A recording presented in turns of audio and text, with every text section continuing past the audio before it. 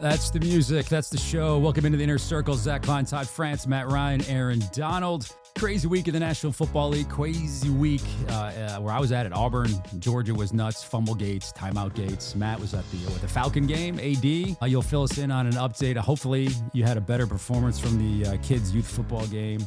Todd's in a car. But hey, we would love to have T. France. How's everybody's weekend? We good? Looks like Todd's was the best. Looks like they were loaded up, little family vacation, little road trip action that he's got going on right there. Fall break. AD, tell us about your game. Are you proud, or is this something we should skip? We lost another game, man. So that's two back-to-back games we lost, man. But they played hard. We couldn't do nothing on offense, but the defense played pretty good. So, Sounds like a true defender right there. Sounds like a DC. We played hard, man. We couldn't do nothing on offense. Defense played well, though. One more regular season game, and then we got playoffs. So, man, we'll be locked in and ready when it's time. It's like March Madness, dude. Get those losses out of the way before the tournament starts. You're good to go. Good to go. How about the Falcons last night, though, boys? Listen, man, I've been calling for this for a while, that I think Bijan Robinson will be the number one running back in the National Football League. You got guys like McCaffrey, Derrick Henry, Saquon, all in the back nine of their NFL careers, right? I think, Matt, I think it was the coming out party for Bijan on the national stage. 238 total yards, a career best, $170 on the ground. You were there. Yeah. What was it like, man, to see this guy, this youngster, just kind of take over and kind of assert himself as one of the best in the league? I hate to go back to this, but I thought it was you that was asking for a quarterback competition a couple of weeks ago. We needed competition in practice. Sorry, Zach. He said that. We won't relitigate that one. My bad. Penix played pretty good. Bijan. We're talking Bijan. Yeah. Yes. Bijan was awesome last night. And you know what? He's one of those guys that when you watch him in person, it's even more impressive, right? Like on TV, some of the stuff that he does, it's just so incredible. I think we all remember Saquon's like backflip over last year, 360, where he went over that. And you think of like, who are other guys that could possibly do something like that in the league, right? Yeah. Who has the athleticism to be able to do something like that? And Bijan, in my opinion, is one of the guys who comes to mind immediately. But last night, it's like the physicality that he runs with, right? His ability to lower the shoulder, his patience as a runner for a young player, of being able to set blocks up, the vision, the ability to change pace, right? To cruise and then burst and accelerate, his contact balance, the touchdown on the sideline, the 81-yard touchdown. I mean, he made that look so easy where guys are swiping at his feet and he keeps his balance and keeps going. He was motivated by this show because we called him out. Remember the fine issue? He was going to have the fine because he didn't have that one earlier. He got tackled at the one. He was getting in the end zone. I'll tell you, who got fined last night was Drake London. Drake London got fined at the end of the half, getting tackled and pushed out there at the one. Oh my gosh. It's that was such a hard position to be in for a player, right? Where you're going like a down timeout situation so they can kick the field goal. But he has this opportunity where it flashes right in frone of him. And if you're gonna go rogue, if you're gonna go on your own, you have to score. Yes, you have to score in that situation. Toe just got dragged out of bounds. But what a night. Bijan, I'm with you, Zach. He's unbelievable. One of the best players in the league. Totally fun to watch. Incredible win for the Falcons. So that was awesome to see.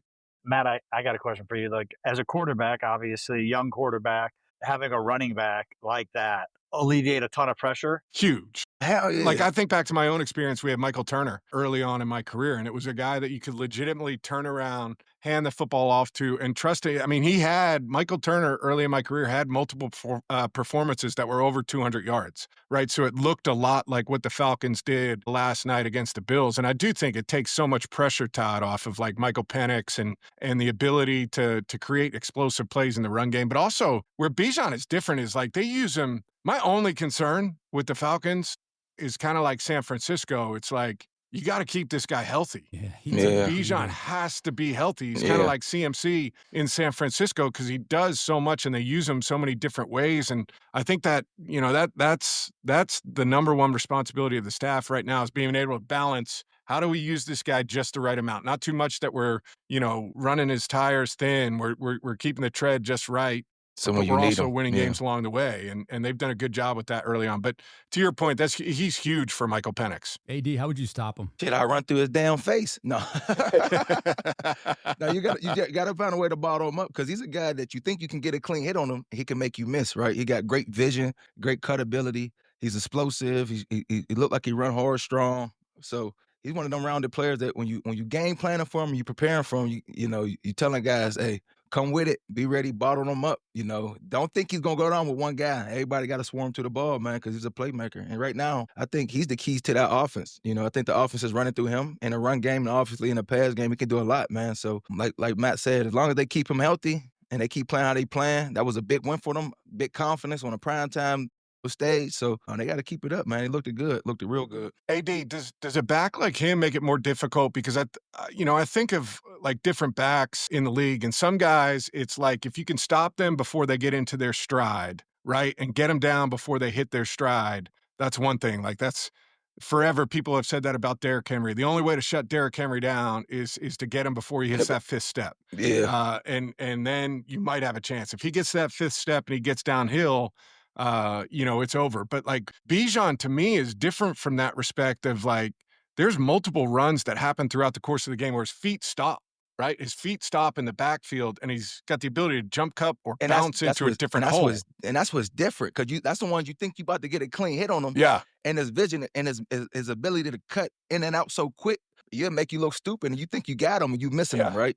And then even in the pass game, he's a mismatch with a linebacker or anybody else. So it's like, it's different ways that even if you bottle him up in the run game, he can still attack you in the pass game and dominate you if you ain't teed up on him the right way. So he's just a problem. He's a problem. He is.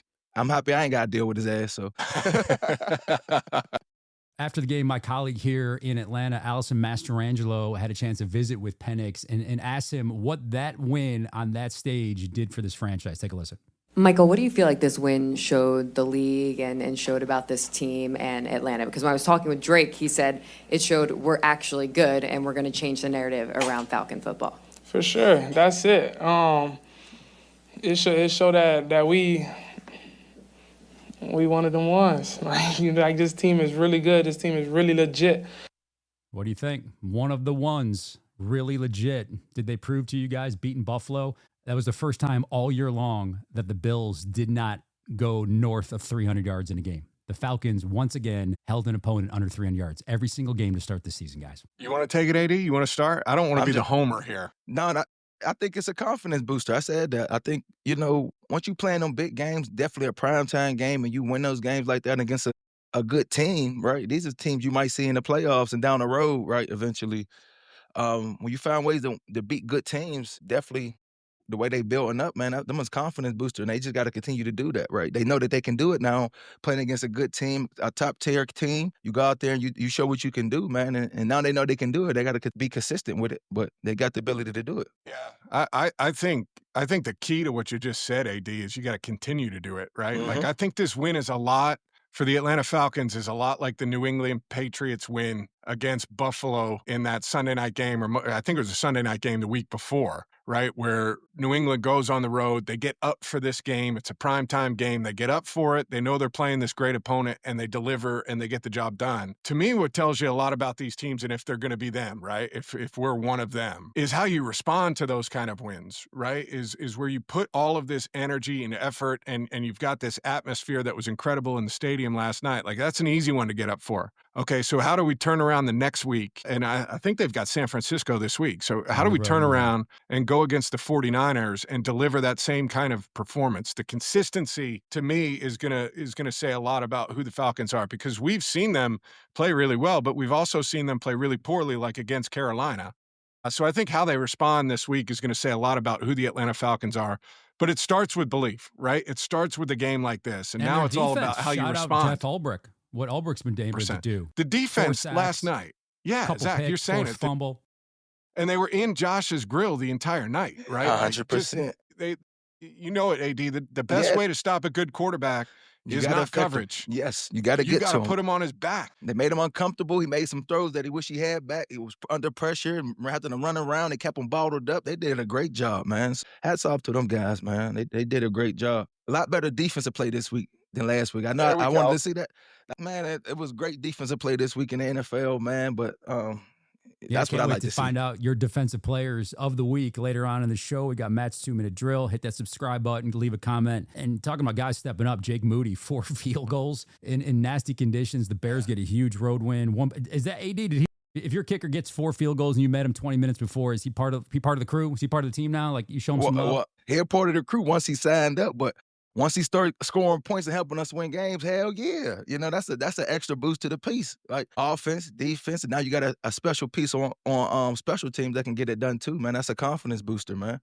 That's what you need, man. You need everybody to do their part, do their job to be a successful team and win games in this league, man. And when you got a guy that can, hit them field goals when you need to in crunch time to help you win games, man. Because sometimes you got to find ways to win ugly. It ain't always gonna be pretty. It ain't gonna always be perfect. But the main goal at the end of the day is to win games, man. And as long as you got guys doing their job and clutching games like that, man, you can win a lot of football games. Yeah, I think he gets extra credit too, Zach, right? You mentioned the 4 field goals, but in the weather looked nasty, right? And we could talk about that as we get going, but the weather looked nasty. So you get extra credit for making 4 in bad weather, and then you get extra credit for knocking one through at the end of the game when you need it. At the end of the game. That seals the deal. So yes, he had a good game with 4, but he had a really good game because of the weather and the game winner at the end. To mention the weather, I noticed, the key moment late in that game was Jaden Daniels fumbling the snap, fumbling the rock. Yeah. Bears take over, they kick the field goal. Correct me if I'm wrong, but when you started your career, you did not wear a glove. Is that right? Mm-hmm. And then you wore one late in your career. Was that due to a bad weather situation where you're like, I got a better grip here?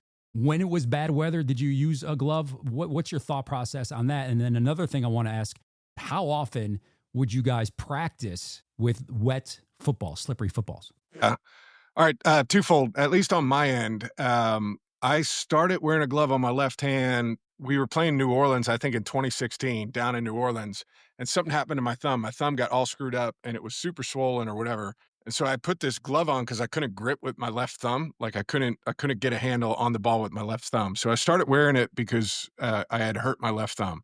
And then as it got better, like that season, it was AD. I was playing good, man. So I couldn't take it off. You know what I mean? It was like, this is superstitious, whatever you want to call it. But we were winning. I was playing good. I was like, there's no way this glove is coming off. Yeah. But to answer your question, Zach, I actually took the glove off later in my career when we played in bad weather because I felt like, and I think a lot of guys will do this, right? I think the gloves almost get slippery.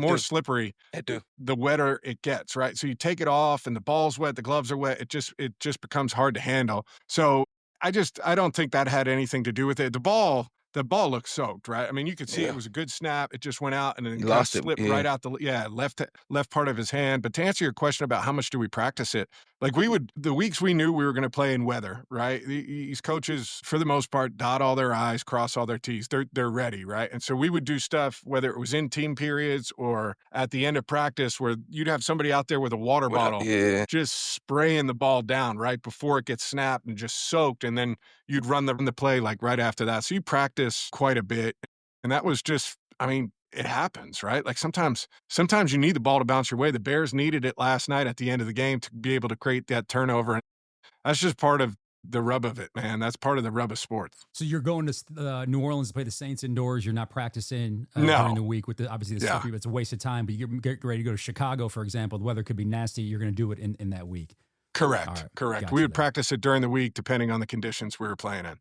There's one guy who might join Todd or Aaron or Matt on a road trip. It's Brian Callahan. Hired from the Tennessee Titans. He's got some free time. 419 overall guys. 1-5 start. Mike McCoy named their interim head coach. AD and Matt, what does this do to the locker room? I mean, I'll start. I've been through it twice where head coaches have been fired midseason. I had 2 very, very different situations. One in Atlanta where Dan Quinn was let go and Raheem Morris stepped in. So it's very similar to what Tennessee's going through, right? Where you have a head coach removed and you've got somebody from on the staff come in and pick up where they left off. And I think in that situation, you have the best chance for at least continuity and success. There's typically this 1-week bump. I don't know if you guys have seen it too, but there's like a 1-week bump when you fire a coach. It seems like every team plays really well, the following week, and then it goes back and they kind of revert back to what they were before. But, they're in a tough spot. It's obviously been bad. And we laughed about it a couple of weeks ago with the Cam Ward clip and, saying they were ass, but they have not been very good throughout the season. I think it's tough on the locker room, right? Because it's not like you got 3 games left, right? It's a long season. They've got 10 or 11 games left to go, right? That's the majority of your season. So I think in that locker room, I think if you're a veteran player, AD, right, you're going around to the other guys and being like, listen, I understand the coach is gone. There's going to be new people in this building next year, but like what you put on tape matters, There's still a ton, whether it's going to be here, somewhere else, wherever. If you want to last in this league, this shit matters now. Because definitely when you losing, and definitely when your head coach is fired, that's just going to trickle down to the players. They're going to start cleaning the house. So you put the right stuff on film, man. You working for a job for guys that ain't established, and the big money guys or guys that's the first pick of the draft. But sometimes you make changes. It's going to affect some players that was close to them, or it's change, right? But sometimes change is what's best for what you need to do. Definitely when you losing, that's what happened. That's a part of the league. You got to find ways to win games and be successful, and that's how you get paid and have success. But if you ain't doing that, guys lose jobs. That's a part of it. I mean, look, on the agent side, when you got a coach that gets fired and then you're dealing with the players, of course you're communicating with your guys. It can unravel fast, and you're going to have a wide variety of emotions with guys. Whether it is a guy who's coming up for a contract or not. At the end of the day, you hit it on the head. Like, they absolutely are playing for something, because they're playing for a new contract. They're playing to a new regime's coming in. They're reevaluating everything. So yeah, you're playing for not only, the pride of yourself and your team, but for the other 31 teams that are looking at you. And then talking to a player, like, again, if you're talking to an older guy who doesn't want to go through a quote unquote rebuild, there's that conversation with him, because he doesn't want to necessarily stick around for all those years. And then you got to have the conversation when it comes to that stuff, is the grass isn't always greener, right? So you don't know how that's going to go. And so you really got to be strategic. Yeah, you got to be real strategic with the players and go through different scenarios to figure out what you want to do and what you want to accomplish and how you want to get there. But there's definitely those conversations going on my side when a guy gets fired, because it definitely obviously impacts the player, immensely. And I think from the player's perspective too, like if you're having those conversations with your agent, or I'm talking to you, Todd, I think both of you come to the agreement that whatever it is that you want is only going to happen if you play well. Yes. Right? Like the only way you're going to be able to dictate. Yes, the only way you're going to be able to dictate, even on a bad team, is for you individually to play well. And I mean, that might come across as like selfish, that you're not caring about winning or whatever. But in a lot of ways, the reality of the situation when you're on a team that has had a head coach fired and you're in the spot where playoffs are wildly unlikely, right? And so it's about professional pride and individual pride. And then if you do those things, right, then the options, like Todd said, are there in front of you as the season comes to an end. It's funny you say that. I remember having there was a coach that actually I was close to. I didn't represent him, but just friends with him. And he was a position coach for the Falcons, actually, I don't know, 15, 20 years ago. And he had gotten fired along with some other people on the staff. And I had him come work with me to learn this side, because I thought maybe he can add value if I had a coach on this side of it and work with the kids going through the combine process and looking at it from a coach's perspective and all that stuff. And he was in my office and listening, and, a couple of days into it, he just sat down and he was just like, I can't be on this side. I was like, what's wrong? He's just like, my whole life as a coach, all I care about is the team. And all I hear you talk about is me as it relates to your players. And it's so individualized. And I was like, yeah, I go, this is a different animal. I go, I don't care. Even when you were coaching, if I was your guy and you were the O-line coach, let's just say, I don't care if y'all lost, 40 to 35. If your team put up 35 points as an offensive, line coach, you did a great job. Obviously your guy was blocking. Yeah. So at the end of the day, like it dictates, like, how does it affect the guy's contract and how does it affect his payday? The winning is like almost gravy from my perspective, other than my players wanting to be happier because they go to the building every day. When you win, the environment's better, the culture is better, that type of stuff. But really it's about your individual performance. I mean, you could get everyone on the Super Bowl team doesn't win. Wins, but doesn't necessarily get a new contract. So it's how they perform, no doubt about it. More difficult for the players in the locker room, the shit show in Tennessee or the one that's going on in Miami? Because you have a quarterback. I want to listen to Tua Tagovailoa talk about after the game when they lost again. Listen to this, and I want to get your thought, Matt, as a quarterback. We've talked about him in the past. Like, he talks too much. Great for what I do, great for content, great for the media, but not good for the locker room. Here's Tua after the game. Yeah.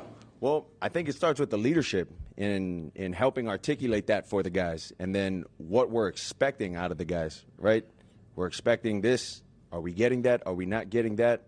We have guys showing up to player-only meetings late, guys not showing up to player-only meetings. Like, There's a lot that goes into that. Do we have to make this mandatory? Do we not have to make this mandatory?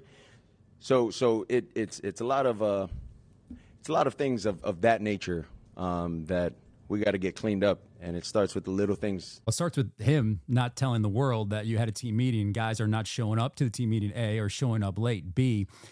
It got out. How does that affect the locker room? How does it affect the leadership? So many questions I have about QB1 in Miami. Matt, you're the quarterback. Talk to me. Well, A lot to unpack. I think when in his comments, listening to his comments, when you're saying it starts with leadership, that's you. That's what I'm saying, motherfucker. Right. So, I think, listen, I think AD can speak to this too. There's different kinds of players only meetings, right? There's meetings where you have these like full team player meetings because things are bad and you're in there and it's like this reset button that we have to hit. They usually don't work, right? Like I think everybody has talked about it. We come in, we got to change everything. Like, we got to get back to, and you're like, okay. And we've all been a part of them. Listen, I've been a part of those too.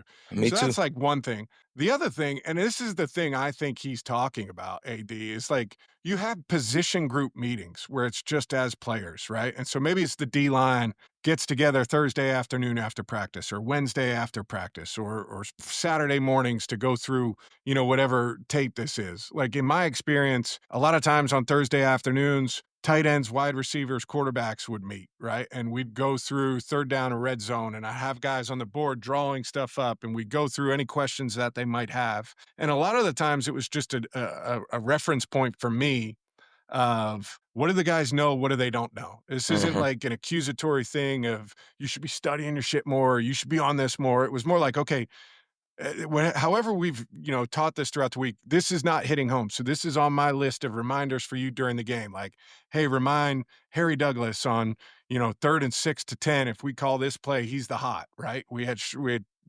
struggled to remember that this week. So I think they're very relaxed type meetings, right? And it usually is, at least from my perspective, they've always been, hey, as soon as everybody's showered up, done, stretched out or whatever, when everybody gets in there, we'll go. So it wasn't like it starts at 4:30. It was when everybody's in here, we'll go because we're all equals. We're all teammates, right? I'm not the coach setting the time for this thing. Inevitably, though, everybody shows up, right? And if somebody did miss, to me, that's nipped in the bud the first time, right? This sounds like it's been an ongoing issue thing, yes. For over and over and over and over and over for multiple years. To me, this is what happens when you don't address things at the beginning and get in front of small little issues. They compound and they build and they get to a point where it becomes out of control. And it feels completely out of control there. I thought it was a weird statement from him. And I like Tua.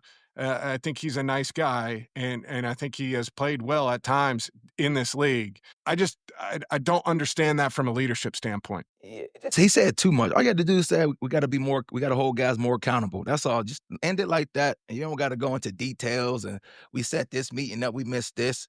It don't seem like the locker room where it need to be. It don't look like it's a tight-knitted group, and you can't win games like that. You cannot. Every team I had success with, and I was on, and we had a good team and we won games, everybody in the locker room was like this. When you got them conflicts with players and guys don't like being around each other, we suck ass when we played. And I've been on teams like that where just the camaraderie, the guys wasn't all as one, and it showed on the football field. But every team I was with, guys held each other accountable. Everybody cared for each other, had love for each other, and we had success. But it just don't seem like it's that in that locker room right now. Definitely when you, after a game, I know you emotional, however the thing, definitely how they lost that game. They should have won it, but again, they didn't.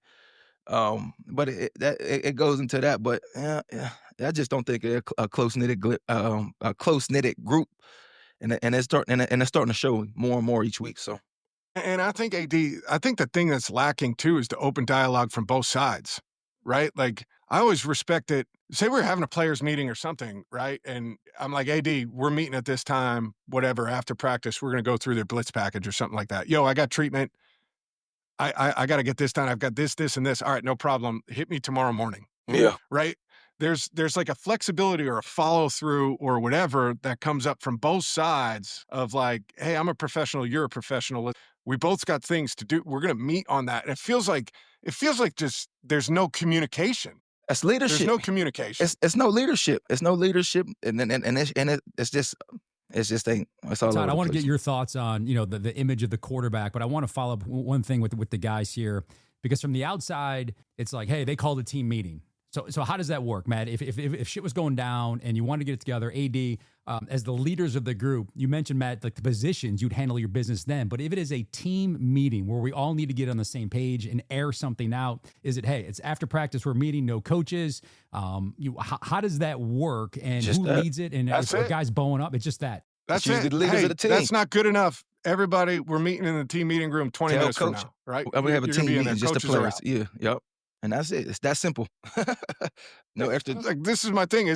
We're really simple people. Players are simple. Is the point of no coaches just so it's completely unfiltered and you're not worried about saying something in front of a coach? Or you can bash a coach if you That need is to? just the players. Like coaches coach, players play, right? It's the guys you're going to battle with, you on the field with.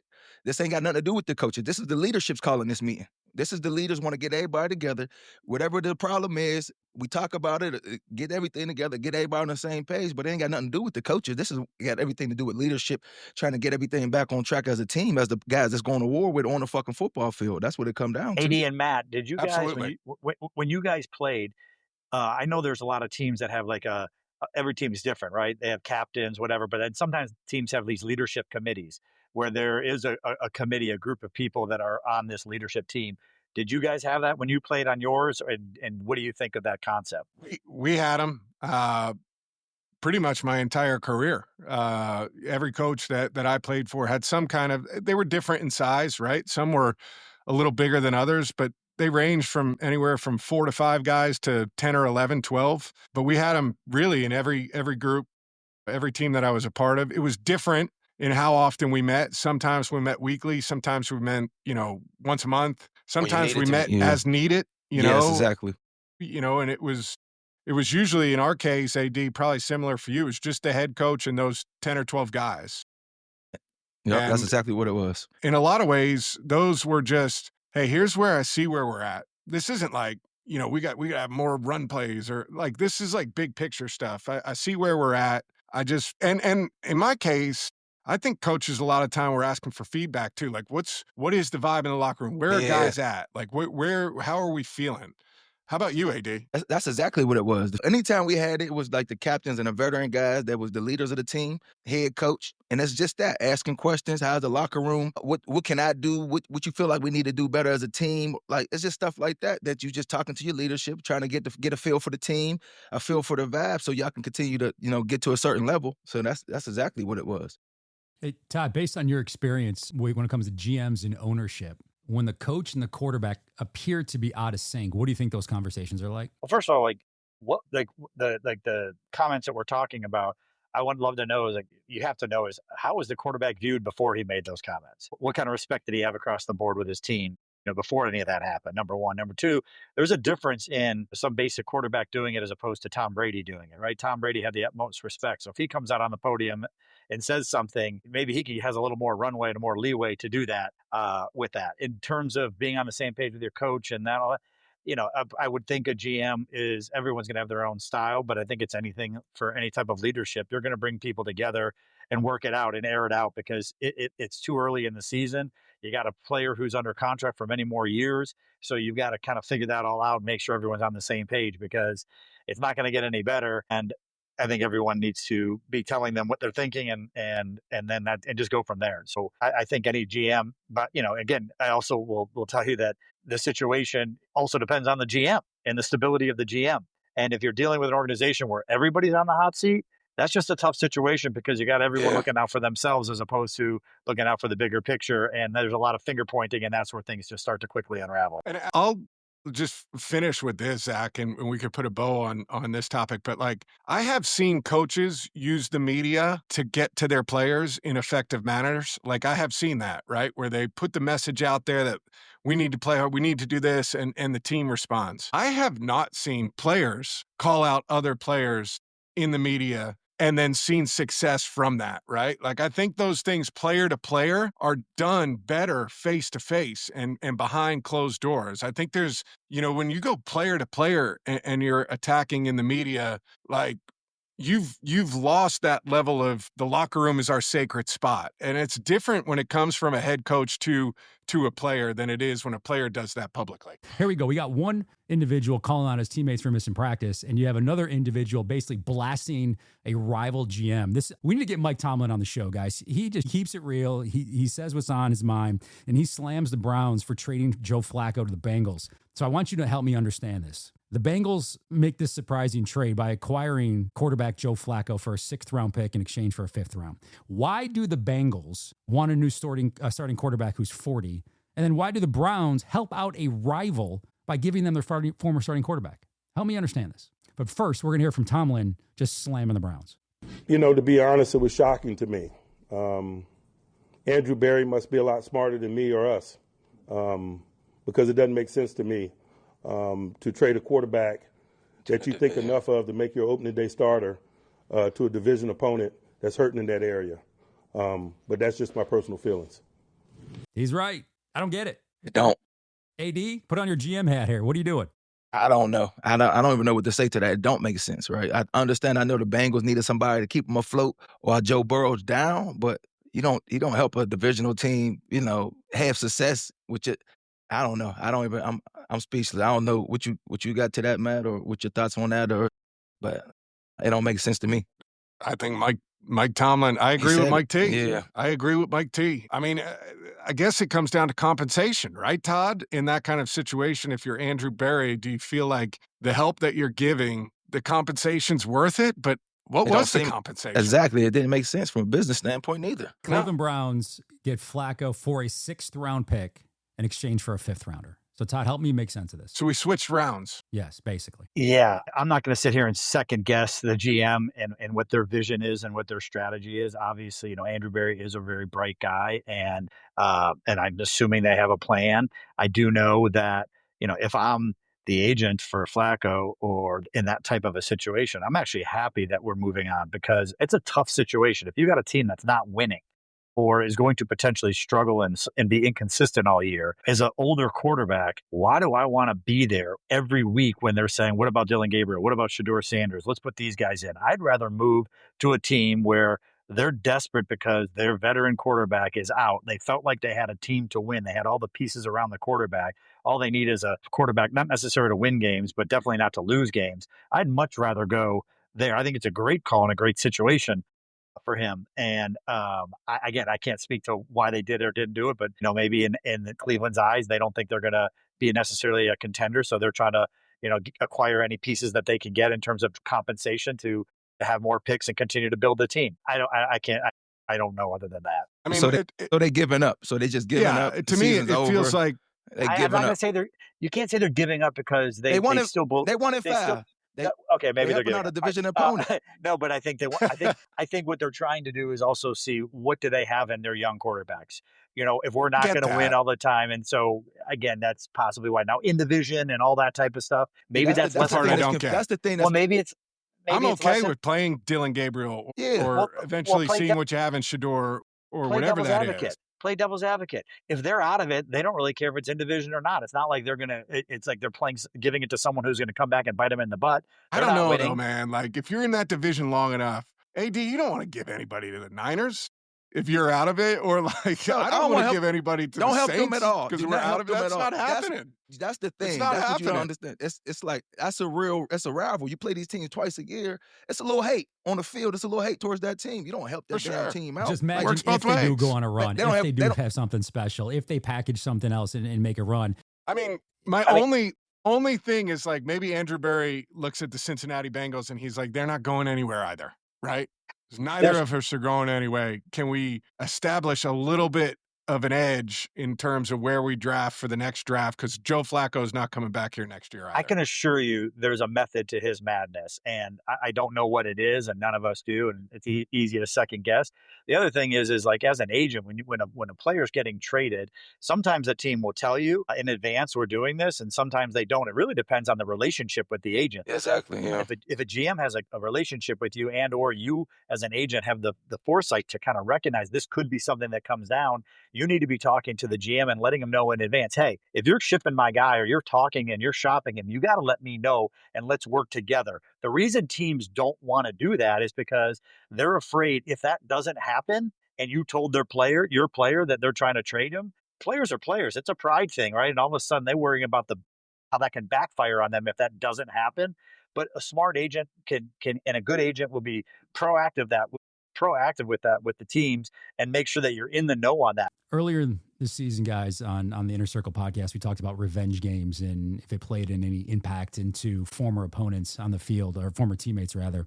But how about Rico Dowdle? This is what he said leading up to his current game, his current team with the Carolina Panthers, playing his former team, the Dallas Cowboys. It's kind of like a message. Oh, for sure. They got to buckle up. I think they know for sure. Rico, if your message last week was buckle up to the Cowboys, what's your message after the game? They weren't buckled up. Well, they had 200 on their ass, huh? Yeah, I told them. I got something for y'all. Y'all want to get rid of me? Tried to let you know. Okay. 183 yards, 30 carries, 56 receiving yards. I mean, he talked some smack and he backed it up. Dallas did not. They let him go, hit free agency, AD and Matt, and then he signs a 1-year, $2.5 million deal. Give it up to the Carolina Panthers. I think the defense was all right, played decent, but still, I feel like with the Cowboys, Dak could score 1 million points, but if they don't outscore somebody, right now they don't got a chance of winning, right? The defense can't stop the run game, not consistent in the pass rush, so, they got some things they need to clean up. I think, I don't want to say something about leadership on the defense, but who's the guy that's going to bring everybody together to make sure? That's what I'm saying, man. He's in Green Bay. You know what I mean? So it shows, though. It really do shows Minnesota. They just need to get some things buttoned up because, man, if that can't outscore somebody, right now the Cowboys ain't got a chance to win no game. Do you think Dak feels that he needs to play perfect? Yeah, hell yeah, he does. They scored on 8 of their last 9 possessions. Correct. Dallas drives after the 9:08 mark in the first quarter, went field goal, touchdown, touchdown, touchdown, field goal, punt, and they lose. Usually that usually works, Right. And does he feel like you have to be perfect? Yeah. That's not an excuse. That doesn't change the way you compete or let you take your foot off the gas. That's the reality of the situation for the Cowboys. Yes. Like, forget about how we're feeling. That is what he has to be for them to win. Right? They've got to score. They needed to score on 9 out of the last 9 possessions, not 8, right? And maybe one of those 8, instead of a field goal, has to be a touchdown. So now you're not only talking about having to score every time you touch it, you're talking about, scoring every time you touch it isn't good enough. It's got to be touchdowns. It's got to be touchdowns almost every time you touch it. And that becomes increasingly difficult. But Dak's doing it. Dak's playing good. He's playing really well, and they're just falling a little bit short. But shout out to Rico, man. That was a big performance this week. That's 2 weeks in a row, though, that he's come out and he's consistent. Balled. Consistency. Yeah. Consistent. I like it. AD, if you're on that Dallas defense, are you saying anything to the offense? Like, hey, man, my bad. We're going to get there. Don't worry. Keep doing your thing. I mean, we're a team, but I feel for you. I'm not a rah-rah guy. I'm going to speak when I got to speak. I'm going to lead by example, guys. So if my defense ain't doing what we need to do, maybe that's something on my role. I got to do more to be more successful to trying to help my team to make plays. That's on the film, on the practice field, the film room, the weight room, whatever it is. I lead by example. So, once you tend to do things the right way, obviously what you translate, the body work you put on usually translate to what you do on the field. And you typically, guys around you usually gravitate to that. And I don't think Dallas defense got that right now. And they just lacking it. They lacking leadership. They're all over the place, man. And it's hard to win games like that. Right now, it's like you typically on the defense, you want to say, hey, we ain't letting them get no damn touchdowns at all. No field goals, no nothing. This team, you happy if you can stop them and just give up a field goal with that defense right now. You know what I'm saying? That's it. Hold them to 3. I was going to say to you, Zach, I think words matter if it's like an outlier, right? If you're having a bad game as a defense, but you're a good defense, right? Words matter to the opposite side of the ball where you come over and you're like, hey, man, I know we're going to get a stop right here, right? When you're getting just gashed every time. Actions speak louder than words. 100%. Just go do it. Right. And I think the same is when you're struggling, I've been on offenses where, we're struggling. And that's, week after week after week, your words fall on deaf ears when you just keep coming out. We just got to do it. You got to get one, right? Because it's one of the first things that we will say when we go into the locker room after the game. If it's a 10-3 final and you're going up to the defense, hey, man, you gave up 10 points. How frustrating is it out there that the offense couldn't convert in the red zone, whatever. And, they usually say the politically correct thing. but it's got to be tough if it's time and time again, if you're giving up few points. But to your point, Matt, when you're giving up 30, 27, 33, you should prove it to me. I don't need to have you coming over to my son. Just show it to me, right? Just show me. Just Hearing can't you stop. talking, saying, I'm going to do this and do that, that's okay. That sounds good. Why don't you show me that? Go on the field and you do that, and then we can talk right now. But words and shit, actions speak louder than words. That's why I say lead by example always. You got Baker and the Bucks, 5-1. His old team, the Browns, 1-5. You got Daniel Jones and the Colts, 5-1. His old team, the Giants, 2-4. You got Sam Darnold and the Seahawks, 4-2, and you got his old team, the Jets, 0-6. Todd, I'll start with you. Do you think teams in general are giving up on quarterbacks too early? Ew, 0-6. I'm never going to second guess a coach and the GM and all that stuff, but I will tell you, situations matter. 1,000%. Would I rather have a guy get drafted a little bit lower to a better situation as opposed to a little bit higher and not have the pieces around him? All day, for sure. Because if you get with the right situation, whether that be a stable front office, whether that be a good coach, whether that be the pieces around you, if you're a quarterback, O-line, receivers, whatever it may be, those things are going to have a heck of a lot more impact and a lot more direct impact on your success. I'd rather have that all day long. I'll never forget back in the day. I'll give you an example. I remember DeJuan Landry ends up going to, fifth round, supposed to go a little bit higher, ends up going fifth round, but to the Baltimore Ravens defense with Ray Lewis and playing next to Ed Reed and all that stuff. And he crushed and 4 years later, he got paid in free agency and a monster deal. And yeah, it wasn't where he wanted to go, but situation, stepped in as a day one starter next to all those guys. I mean, Siragusa up front and all that stuff. I mean, it was ridiculous. And yeah, he got paid for it. So I'd much rather do that than end up going earlier into a situation where you're not contributing or you don't have the pieces around you. Yeah, and to keep going on the situation, I mean,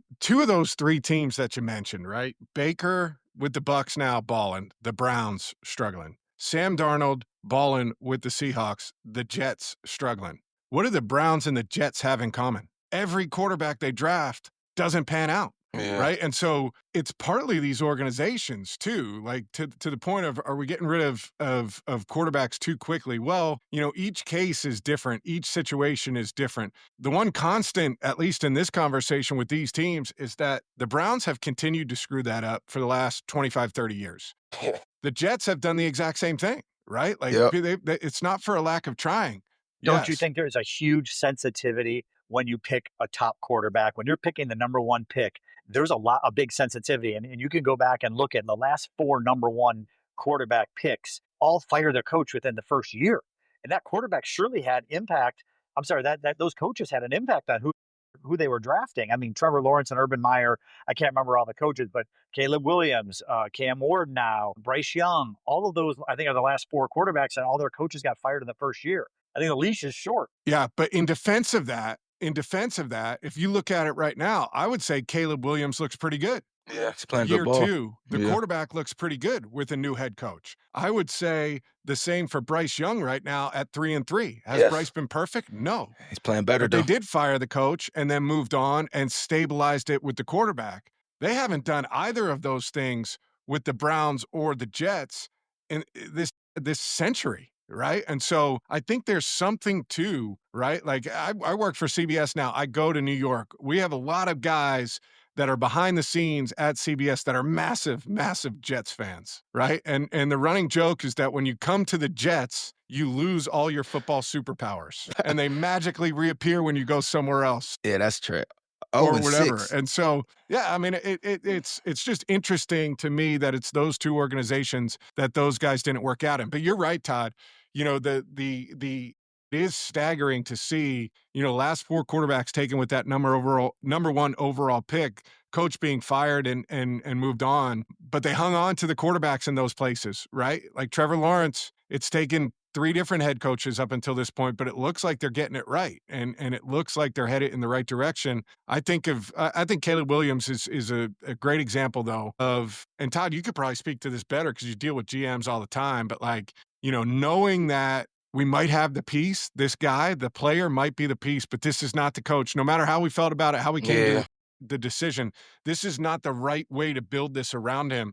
And being able to make that difficult decision and then move on if you do feel like there's somebody waiting in the wings that you can get that's going to be that guy. I mean, it just shows, like, the situation matters, right? It's not just the individual play. It's the Yes. coach, it's the front office, it's the scheme, it's the talent, all of that. And so, yes, as an agent, you want your player going to a good organization that has all those types of pieces, no matter whether it's a quarterback or any player. You want that stability and you want a good program, because that's where you have your best chance for your guy to thrive. I do have a listener question, Matt. This came from Adam, and he said he loved your breakdown of the play when you called it in the huddle. So if you can just give us a simple a play, and then I'll follow up with this question. So please give us a play. Okay. I can't remember what I said last week. They all anything. run together, but it doesn't matter. All right, Doesn't let's matter, go. West right zoom, Z right, 19 Wanda can, 18 zap. Okay, West right zoom is all I picked up. His question was, in the huddle, if you can break down what West zoom right, whatever it was, who's listening to what? Yeah, so West right zoom is the formation, right? And so West is talking to typically teams have an X, a Y, a Z, whether it's an F or however they tag the F is different in systems, but they have an X, a Y, an F, a Z, and an H. And the personnel grouping come in. The personnel would tell you what type of player the F is. Okay. So in this case, we'd be in 12 personnel. 12 personnel tells us there's 2 wide receivers out on the field, 2 tight ends, and 1 running back. So the 1 stands for how many running backs are in the game. The 2 stands for how many tight ends are in the game. So that's 12. 1 running back, 2 tight ends, 2 wide receivers. So when we're in West right, the West tells the Y and the F that they're lined up on the right side and they're attached to the tackle. So it'd be the Y right next to the right tackle, the F just outside off the ball, outside of the Y. Zoom talks to the wide receivers. That tells them instead of X being on the left, Z being on the right, or to the strength or weakness call, we're going to come over and we're going to go Z over to slot, Z-O, zoom. So West right zoom tells the tight ends and the wide receivers where to line up. It puts them in this set. Z right is the motion. So West right, zoom, Z right. We start with the Z over on the left side. He's going to motion to the right. That part of the play call talks to the wide receivers and the tight ends. 19 Wanda. So it's West right, zoom, Z right, 19 Wanda. 19 Wanda is basically saying that we're running zone scheme to the left, 9 being the odd number, outside. So the holes go 1, 3, 5, 7, 9 on the left side, 2, 4, 6, 8 on the right side, right? And so 4, 6, 8 on the right side. And so 19, meaning it's 1 back, 1, 19, 1 back to the left to the outside, 19 Wanda. Wanda means zone scheme in that scheme. Can, 18 zap, which is can, the 1 back run going to the 8 hole to the right side, and zap is the combination block for the tight ends. So each little part, right? The first part, West right zoom talks to wide receivers. 19 Wanda can, 18 zap talks to everybody.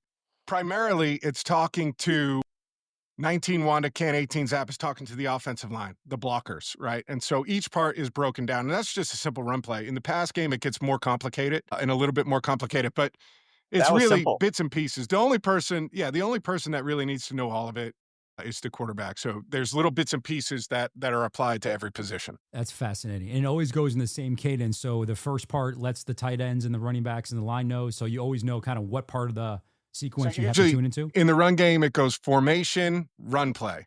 In the pass game, it goes formation, protection, run play. So like in the pass, say we were running a pass play from that formation, West right zoom, Z right. Pass 18 sifter, Z drift, X field post. So that would be like West right zoom, Z right.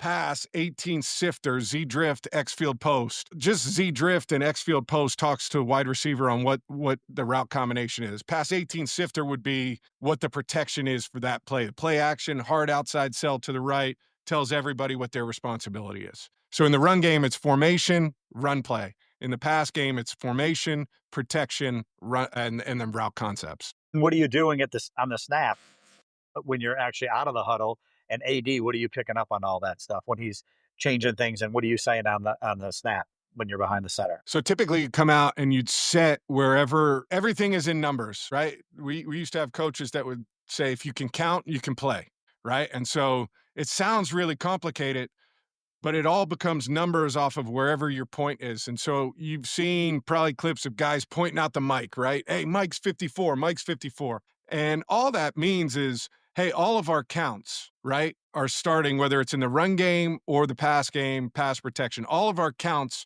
for who we're accounting for start off of that guy. So if we're running to the left, 19 Wanda, and I point right at Zach and I say, Zach's the mic, how we're double teaming to those guys starts with Zach, right? So he would be 1, and then we're going to count to 2, 3, 4, whatever it is, right? That just, it starts the identification portion of how we're counting out where we're going to, right? And it puts everybody on the right track to be successful. I mean, that's all you're doing, right? You get up there, hey, 54's a mic, Blue Eddie said, hut, boom, go. And AD, you see ball, get ball. That's what it is in your call? Hell yeah, but you line, obviously, through the week, you prepare, you different formations and what they line up in, your 21s, your 22s, your 12s, your 11s, your 10s, and you kind of got a feel for what they typically run out of them formations to kind of give you a head on that. But you know, the D coordinator call what he called, just give me my shit. If it's a slant, if I got to do movement or whatever, however my alignment's got to be for me to be the most successful or whatever it is on first, second down, and then third down, right? You pin your ears back. We kid with AD, it's so simple, but these guys are so smart on that side too. You start calling out stances of guards, alignment, where their eyes are, right? And so, like, you can hear them talking. Like, I've heard AD be like, he's pulling. Yeah. And you would know he's pulling off of the way he's standing in his stance, right? But that's all through your study through the week, right? You're trying to find tendencies from your offensive linemen, from different personnel that's in. And so you give yourself an upper hand so you can play a lot faster, right? You see things and you just get a feel for it. Like you want to pick up an offensive lineman's weaknesses in his set, in the run game, pass game, the way if he's in a pass game, is he an oversetter? Is he a deep setter? Is he a short setter? So is he a two-hand puncher? Is he a low-hand guy? Is he a rapper? And you note that down and you practice your moves you're gonna be working through the week. Okay, he's a low-hand guy. I know I got my chop club. He's a two-hand puncher. I'm gonna swipe. He don't have an anchor, so I'm gonna work more power rushes off him, right? He don't got good feet, so I can do more stutter moves and shit like that. Or or he might be solid, but he's not great at picking up games, so you run different games on him. So it all depends on your study through the week to get yourself an upper hand when it come game time, right? Because the more you know, the faster you can play. This makes a lot of sense why Zach and I were just more into flag football. I was going to say there was nothing worse, though, than as a quarterback when you line up and you hear somebody like AD on the other side be like, hey, he's pulling right here. And you're like, shit, we are. He's right. I love playing against them big-ass guards that got to be on their heel. Yeah. I'm going to shoot the shit out this guy. Boom. We used to go against Luke Kuechly all the time in Carolina, and he was like one of the best in the league at being able to identify what you were running. And so many times I'd be up there, can, and he'd be like, weak inside zone right here. And you're like, oh my God, he's right. He's right. All right. We got to practice your cadence? Like, yeah. Yeah. Because that's trying as much as you can. Right. Because if you're going to get the AD off his game, if he knows, or Kuechly, if they know it's coming, you can maybe try to get a false start or something that's based on cadence. That's right. You got to keep him off balance as much as you can. A few minutes left here on the Inner Circle Pod. We got AD's Players of the Week. We got a 2-minute drill, and then we're going to bounce. But I want to have you guys listen to this. I thought this was great. We had Tez Johnson for the Tampa Bay Buccaneers. He is a 7th-round pick out of Oregon. He had his first career touchdown, which is a 45-yard bomb from Baker Mayfield. And here's Tez after the game. Take a listen. Shout out Tez, man. A good funny moment post-game locker room saying he MVP chance, and he thought it was him. It's so good. That tells you where every athlete's mindset is at, right? You make one good play. Yeah, that's right. I am the MVP, man. And shout out, a hell of a catch. First one. Shout out to Baker Mayfield, man. He's playing some top-tier ball right now. A lot of confidence, man. Making a lot of plays, man. So I'm tip top to him, man. Keep it up, bro. Keep it up. Just don't keep it up when you play the Rams. Play horrible when you play for the Rams. Play like shit. So it was a lot of good defense played this week, man. A lot of good defense overall. I think the Rams defense played good. Hammond, 17 tackles. He got the single game franchise record for the Rams. B.Y. Byron Young, he got 8 tackles, 2 sacks. That's 7.5 sacks on the season. He's number 2 and leading the NFL in sacks behind. Hurst had another sack for his fumble. I think that defense played good. I think the Rams offense was, moving a little slow, but the defense kept feeding the ball, giving them opportunities, and they found the way to win a game on the road. We talked about sometimes you got to find a way to win them ugly games, definitely on the road, man. It's hard to win on the road. So hats off to that defense, to the Rams for doing that, man. The Steelers defense played some good ball, man. Nick Herbig, he had 2 sacks. He was rushing his ass off. And my dog, Jalen Ramsey, 6 tackles, 2 sacks. 2 sacks. I know he was banged up this week, had some injuries, found the way to get himself healthy and go out there and dominate, man. He's playing some good football. That defense is playing some good football. The Steelers look good, man. And Denver's defense for a second week, You know, they dominated last week and showed out again this week.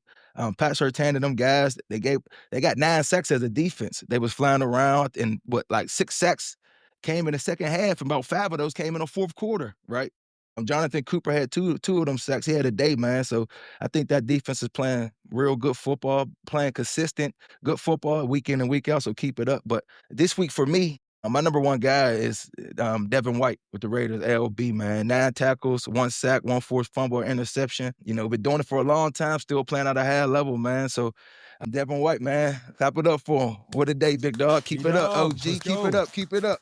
But there was a lot of good defensive play this week, man. Lot to choose and pick from, man. So I had to just, choose and pick a few, man. But a lot better defense play this week in the NFL, man. So keep it up. Good stuff. Devin White, AD's Player of the Week, representing for the Raiders. So. All right, let's hit it. Let me get the clock started. Stopwatch is going. All right, here we go. Ready? It's on. Let's do it. All right, AD, I'll start with you. Baseball fan. Dodgers taking on the Brewers in the playoffs, NLCS right now. Are you a Dodgers fan in baseball, or are you a Pirates fan growing up in Pittsburgh? I'm both.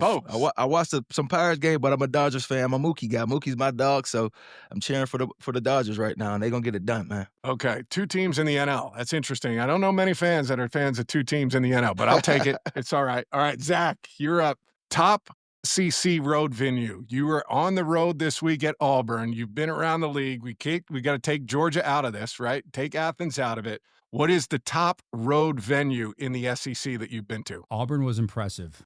90,000 strong. You see the Eagle fly around the stadium at night with the lights off, land at midfield to get him going. That was impressive. But to be fair, that's run right there, Matt. They're all crazy. And I have not been to LSU at night. So next year when Georgia plays in Baton Rouge, I hope to get there. It's a long way saying right now it's Auburn or A&M, which has been crazy. Yeah. But I'm waiting to go to Baton Rouge. Okay.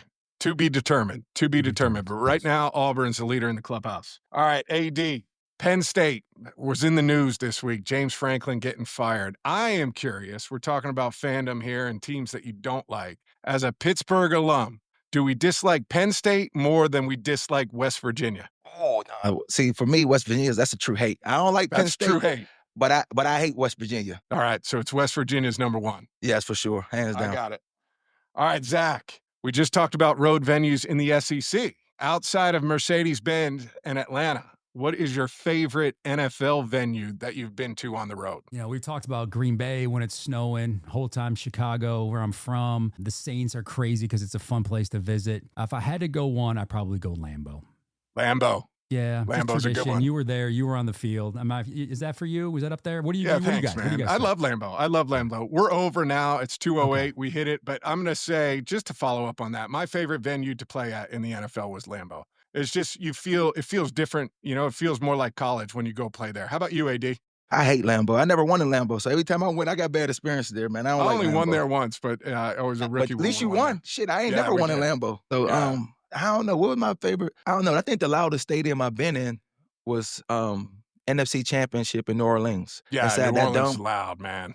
Yes. I'm talking about it was so loud. It felt like my head was doing this on them. I'm like, why the hell are they yelling so damn loud, man? But that was a loud stadium. The loudest thing I've heard in the NFL was the final game ever at the Georgia Dome, NFC Championship game. Matt was on fire, and that place was rocking. So good stuff right there. What are we looking forward to, gentlemen, for the week? I'm looking forward. We got flag football. We got our first. We were talking about AD as a coach earlier. You know, they're dropping 2. We're on a win streak here. All right, we were 0-4. We're now 1-4. We played Thursday night. We're trying to get to 2-4. We're heading in the right direction. We're trending. I'm looking forward to getting win number 2 on Thursday night. We trying to get back on track with my team, man. We got to get back on track. We just lost 2 straight, so getting back on track and getting ready for the playoffs, man. That's what we got to do this week. So I'm looking forward to see if the Falcons can duplicate what they did against Buffalo as they are on Sunday Night Football against 49ers. I want to see if they can represent on the road, West Coast trip. Todd, what are you looking forward to this weekend besides you guys being healthy? Being in my office and doing this podcast there next you had week. It. Todd said he's looking forward to getting on the private jet and getting some Wi-Fi and taking this show on the road. Todd, thank you very much. Good stuff, T-France. AD, Matt, good luck to your guys. Let's see if we can have a happy back-to-back AD, Matt Ryan, youth football. Let's go. There we go. Video. Can you guys, I'd like to, I guess we got to show these guys some love. I mean, NYO Falcons. We'll get some video for you, Zach. Don't worry. I want some video. I want the youth. I don't want you to see you guys in headsets on the sidelines calling some plays and And AD, do me a favor. Win or lose, AD. Win or lose. You'll shake their hands after the game. I'm a sore loser, man. No. Aaron Donald, Matt Ryan, Todd France. Much love, guys. Enjoy the week. We'll see you next time in the Inner Circle.